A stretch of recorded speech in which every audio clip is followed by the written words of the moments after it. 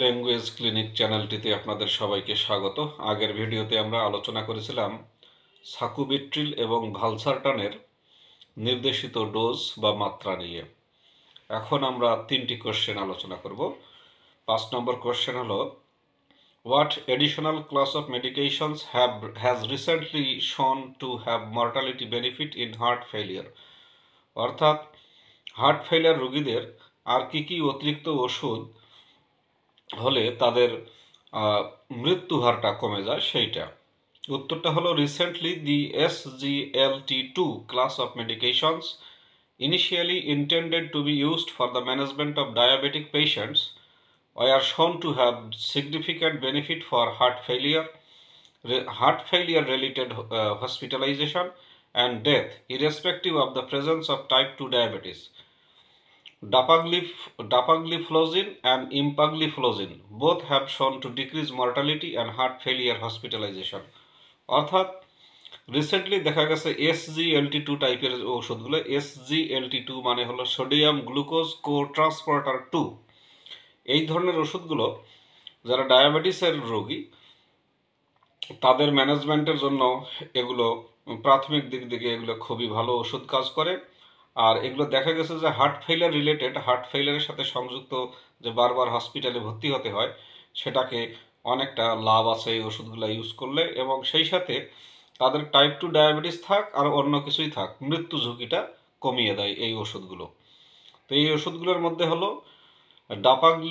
Dapagliflozin আর একটা হলো ইম্পাগ্লিফ্লোজিন। এই দুটো ওষুধে দেখা গেছে যে মর্টালিটি অর্থাৎ মৃত্যু কমায় দেয় এবং হার্ট ফেলিয়ারের কারণে যে মানুষ বারবার হসপিটালে ভর্তি হয় সেটা কমে যায়। অর্থাৎ ডাপাগ্লিফ্লোজিন এবং ইম্পাগ্লিফ্লোজিন ওষুধ দুটো খেলে ডায়াবেটিস টাইপ 1 টাইপ 2 যে ধরনের ডায়াবেটিসে হোক না কেন, হার্ট ফেলিয়ার রোগীদের হসপিটালে ভর্তির ঝুঁকিটা কম থাকে এবং মৃত্যু ঝুঁকিটা কম থাকে।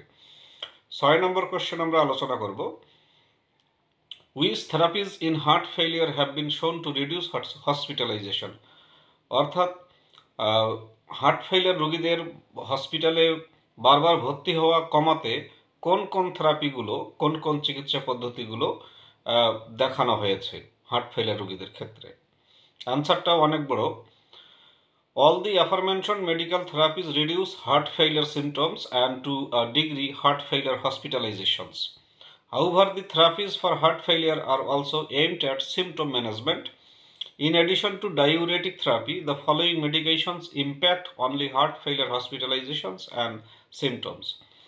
অর্থাৎ উপরে যে ওষুধগুলো বলা আছে ওই ওষুধগুলো বলতে ACE ইনহিবিটরস বা ARBs, ARNI, beta blocker, aldosterone antagonist, hydralazine nitrite, SGLT inhibitor, CRT, ICD, এই যে ওষুধগুলো, এই সবগুলো ওষুধের কারণেই হার্ট ফেলিয়ারের কারণে যে হসপিটালে ভর্তি হয় সেটা কমে যায়।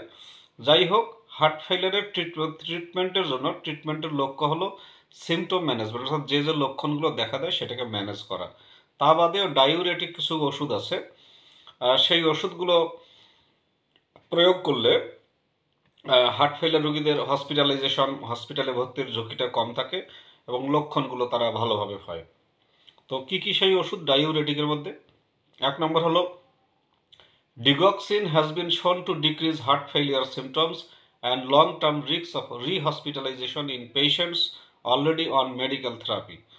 The Digitalis Investigation Group or DIG trial was a multicenter, randomized, double-blinded, placebo-controlled study of 6,801 symptomatic patients with heart failure and EF, that means ejection fraction less than 45%. Digoxin did not improve total mortality or deaths from cardiovascular causes. However, hospitalizations as a result of worsening heart failure, a secondary endpoint were significantly reduced by digoxin. তাই একটা ওষুধ হলো ডিগক্সিনে দেখা গেছে যে heart ফেলিয়ারের symptom লক্ষণগুলো কমায় দেয় এবং যে রোগীরা অলরেডি মেডিকেল চিকিৎসার উপর আছে তাদের দীর্ঘমেয়াদী পুনরায় হসপিটালে ভর্তির ঝুঁকিটাও কমায় দেয়। এবং ডিআইজি নামে একটা গ্রুপ, তারা বহু মাল্টিসেন্টার গ্রুপ এবং র্যান্ডম ট্রায়াল করে, তারা ডাবল ব্লাইন্ড ট্রায়াল করে, তারা 6,801 জন হার্ট ফেলিয়ার রোগীদের উপর একটা গবেষণা করে দেখেছে এবং যাদের ইজেকশন ফ্র্যাকশন হলো 45%, সেখানে দেখেছে যে ডিগক্সিন সম্পূর্ণভাবে মৃত্যু ঝুঁকি যেটা মর্টালিটি বা মৃত্যু ঝুঁকি সেটা যা হৃদরোগের কারণে সেটা সম্পূর্ণভাবে উন্নতি করতে পারেনি। তবে যাই হোক, হার্ট ফেলিয়ারের ফলে যে মানুষের আরও খারাপ অবস্থা হয়, সেই খারাপ অবস্থাটা ডিগক্সিন ওষুধের দ্বারা খুব উল্লেখযোগ্য পরিমাণে কমে যায় এই হার্ট ফেলিয়ার রিলেটেড মৃত্যুটা। 2 নম্বর ওষুধ হলো ইভাব্রাডাইন। ইভাব্রাডাইনকে বলা হয় funny channel blocker. Was introduced in 2005, অর্থাৎ এটা খুবই রিসেন্ট ওষুধ। আজকে 2025 সাল, অর্থাৎ 10 বছর আগে এই ইভাব্রাডাইনটা বাজারে প্রচলিত হয়। এটাকে বলা হয় funny channel blocker as a therapy for those with chronic heart failure with preserved ejection fraction already on maximally tolerated beta blocker doses but with persistent heart rates over 70 beats per minute. In the randomized SHIFT study, it was found to decrease hospitalization from heart failure. It might also reasonable to use in patients with tachycardia who are unable to tolerate beta blocker therapy. তো আরেকটা ওষুধ হলো যেটা এই যে ইভাব্রাডাইন 2015 সালে বাজারে চলে আসলো। যে সমস্ত রোগী হার্ট ফেইলিয়ারটা, যাদেরকে বলা হয় প্রিজার্ভড ইজেকশন ফ্র্যাকশন সহ হার্ট ফেইলিয়ার, যারা বেটা ব্লকার সবচেয়ে বেশি পরিমাণ ডোজে বেটা ব্লকার নিচ্ছে, কিন্তু কন্টিনিউয়াস তাদের যে হার্ট রেট সেটা মিনিটে 70-এর বেশি। তো একটা র্যান্ডোমাইজড ট্রায়ালে শিফটের স্টাডিতে দেখা গেছে যে এই ওষুধটা, এই ইভাব্রাডাইনটা হার্ট ফেইলিয়ারের কারণে যে হসপিটালে ভর্তি সেটাকে কমায় দেয় এবং যে সমস্ত রোগী টেকিকার্ডিয়ায় ভুগছে, যারা আর বেটা ব্লকার থেরাপি সহ্য করতে পারে না, তাদের জন্য ব্যবহার করাটা, এই ইভাব্রাডাইন ব্যবহার করাটা খুবই উল্লেখযোগ্য এবং গুরুত্বপূর্ণ। তো এটা আর আমাদের আর একটা লাস্ট কোশ্চেন আমরা পড়বো, এটা পড়েই শেষ। এখানে বলা হচ্ছে 7 নম্বর কোশ্চেন এটা, what is the suggested dosing regimen of ivabradine. যেহেতু আমরা কথা বললাম ডিগক্সিন নিয়ে এবং ইভাব্রাডাইন নিয়ে, যে এই ওষুধগুলো ইউজ করলে হার্ট ফেইলিয়ারের রোগীর বারবার আর হসপিটালে ভর্তি হতে হয় না, মাঝে মাঝে মৃত্যু ঝুঁকিটাও মোটামুটি কমায় দেয়। তো ইভাব্রাডাইনের নির্দেশিত ডোজটা কেমন? Per the package insert, ivabradan is indicated to reduce the risk of hospitalization for worsening heart failure in patients with stable symptomatic chronic heart failure with left ventricular ejection fraction is equal to 35% or less than 35% who are in sinus rhythm with a resting heart rate is equal to 70 beats per minute or less than 70 beats, more than 70 beats per minute, and either are on a maximally tolerated doses of beta blockers or have a contraindication to beta blocker use. অর্থাৎ প্রতি প্যাকেটে ইভাব্রাডাইনকে দেখা গেছে যে ইভাব্রাডাইন সবসময় যাদের heart failure আগের চেয়ে আরও বেশি খারাপ হয়েছে তাদের যে হসপিটালে ভর্তির ঝুঁকিটাকে কমায় দেয়, এবং যে সমস্ত মানুষ স্থির এবং লক্ষণ দীর্ঘমেয়াদী হার্ট ফেইলিয়ার আছে, যাদের ইজেকশন ফ্র্যাকশন রেট 35% বা 35-এরও কম,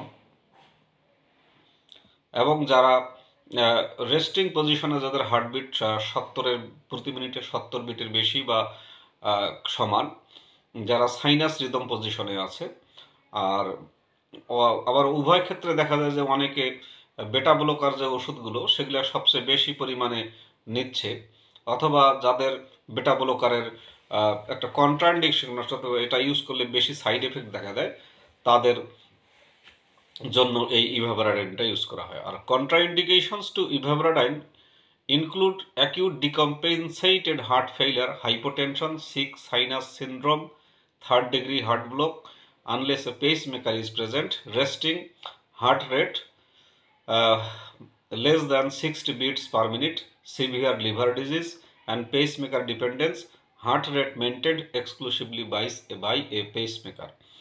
অর্থাৎ ইভাব্রাডাইনের যে কন্ট্রাইন্ডিকেশন, অর্থাৎ এর যে রিয়াকশনগুলো, সেই রিয়াকশনগুলোর মধ্যে হচ্ছে যে অ্যাকিউট ডিকম্পেনসেটেড হার্ট ফেলিয়ারের অনেকগুলো ভাগ আছে, তার মধ্যে একটা হলো অ্যাকিউট ডিকম্পেনসেটেড হার্ট ফেলিয়ার হতে পারে, হাইপোটেনশন মানে যেটাকে আমরা লো ব্লাড প্রেশার হতে পারে, সিক্স সাইনাস সিনড্রোম হতে পারে, 3rd ডিগ্রি হার্ট ব্লক হতে পারে যদি পেসমেকার না থাকে, এবং রেস্টিং অবস্থায় হার্টের রেট মিনিটে 60 বিটের কম হতে পারে, আর তীব্র রকমের লিভার ডিজিজ অর্থাৎ যকৃতের বা কলিজার রোগ হতে পারে, এবং পেসমেকার যেটা লাগায় সেটা ডিপেন্ডেন্সটা তৈরি হয়, আর হার্ট রেটটা বিশেষভাবে পেসমেকার দ্বারা নির্ধারণ করা হয়।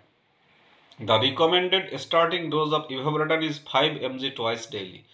তো এই যে ইভাবরেডান ওষুধটা, এই ইভাবরেডানটার নির্দেশিত স্টার্টিং ডোজ, শুরু করা ডোজ হলো দিনে 2 বার 5 মিলিগ্রাম করে। আফটার 2 উইকস অফ ট্রিটমেন্ট, 2 সপ্তাহ এই ওষুধটা খাওয়ার পরে the dose can be adjusted based on heart rate. এটা হার্ট রেটের উপর নির্ভর করে এই ডোজটাকে অ্যাডজাস্ট করা যাবে।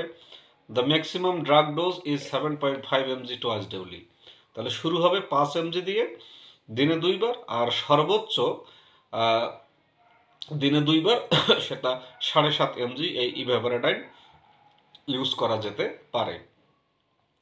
In patients with conduction defects or in whom bradycardia could lead to hemodynamic compromise, the initial recommended dose is 2.5 mg twice daily. আর যে সমস্ত পেশেন্টের কন্ডাকশন ডিফেক্ট ত্রুটি আছে অথবা যাদের মাঝে ব্র্যাডিকার্ডিয়া থেকে হিমোডাইনামিক কম্প্রোমাইজ হতে পারে, সেই সমস্ত রোগীর ক্ষেত্রে রিকমেন্ডেড অর্থাৎ সুপারিশকৃত ডোজ হলো দিনে 2 বার 2.5 mg। আর সাজেস্টেড ডোজ অ্যাডজাস্টমেন্ট আর অ্যাজ ফলোস। আর এই ডোজগুলো মাঝে মাঝে এভাবে করে অ্যাডজাস্ট করা যেতে পারে। যদি হার্ট রেট মিনিটে 60 বিটের বেশি হয় তাহলে ইনক্রিজ ডোজ বাই 2.5 mg, তাহলে ডোজটা 2.5 mg করে বাড়াতে হবে দিনে 2 বার, up to a maximum dose of 7.5 mg twice daily, সর্বোচ্চ 7.5 mg দিনে 2 বার। আর যদি হার্ট রেট 50 থেকে 60 বিট পার মিনিট হয় তাহলে মেনটেন কারেন্ট ডোজ, বর্তমান যে ডোজটা থাকবে সেটা চলবে। আর হার্ট রেট যদি 50-এর বেশি হয় প্রতি মিনিটে, অথবা সাইন্স অথবা সিমটমস অফ ব্র্যাডিকার্ডিয়ার লক্ষণ যদি থাকে, তাহলে ডোজটাকে decrease the dose by 2.5 mg given twice daily, দিনে 2 বার দিতে হবে এবং ডোজটা 2.5 mg করে কমাতে হবে। If current dose is 2.5 mg twice daily, discontinue therapy. আর যদি বর্তমান ডোজ চলে 2.5 mg প্রতিদিন, তাহলে এটাকে বাদ দিতে হবে যদি তার হার্ট রেট 50-এর কম, প্রতি মিনিটে 50-এর কম বিট হয়। তাহলে আজকে আমরা 3টা কোশ্চেন শিখলাম। একটা হলো ইভাবরেডাইন, ইভাবরেডাইনের ফলে হার্ট ফেলিয়ার থেকে মৃত্যু ঝুঁকি কমে এবং বারবার হসপিটালে ভর্তি হতে হয় না, সেই ইভাবরেডাইনের ডোজটা শিখলাম। সেই সাথে ডিগক্সিন এবং ইভাবরেডাইন এই 2টা ওষুধ ইউজ করলে হার্ট ফেলিয়ার রোগীদের বারবার আর হসপিটালে হতে হয় না, এবং হার্ট রিলেটেড যে মৃত্যু, সেই মৃত্যু ঝুঁকিটাও কমে যায়। আরও একটা জিনিস শিখলাম আমরা, সেটা হলো SGLT2 অর্থাৎ সোডিয়াম গ্লুকোজ কো ট্রান্সফার 2 নামের একটা ওষুধ আছে। সেই ওষুধগুলোর মধ্যে হলো এটা করলেও টাইপ 2 ডায়াবেটিস থাক আর না থাক, এটা করলেও তাদের হসপিটালে ভর্তিটা কমে যায় ও মৃত্যু ঝুঁকিটা কমে যায়। সেই ওষুধগুলোর নাম হলো ডাপাগ্লিফ্লোজিন এবং ইম্পাগ্লিফ্লোজিন। এই 2টা ওষুধ খুবই জরুরি। তাহলে আজকে আমরা এই টোটাল 4টা ওষুধ, ডাপাগ্লিফ্লোজিন, ইম্পাগ্লিফ্লোজিন যেটা হলো SGL2 গ্রুপের, আর ডিগক্সিন, আর হলো ইভাবরেডাইন। ইভাবরেডাইনকে বলা হচ্ছে ফানি চ্যানেল ব্লকার। এই 4টা ওষুধ সম্পর্কে আমরা যারা হার্টের রোগী তাদের সম্পর্কে আলোচনা করলাম। আশা রাখি আপনাদের এই তথ্যটা অনেকটা উপকারে আসবে যারা হার্ট ফেলিয়ারের রোগী। তো সবাই ভালো থাকবেন, ভালো লাগলে চ্যানেলটি সাবস্ক্রাইব করবেন এবং লাইক করবেন। সবাইকে আসসালামু আলাইকুম, সবাই ভালো থাকবেন।